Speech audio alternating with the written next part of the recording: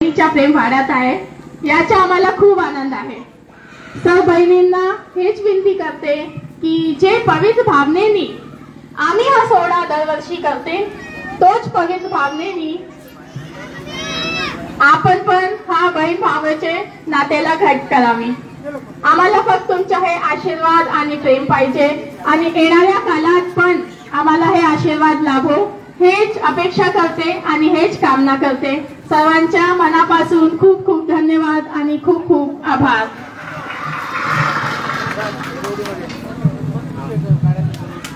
धन्यवाद बहिणी। या ठिकाणी भावा बहिणीचं नातं हे कसं घट्ट असायला पाहिजे आणि भाऊनी जे केलेले जे कार्य आहे त्याविषयी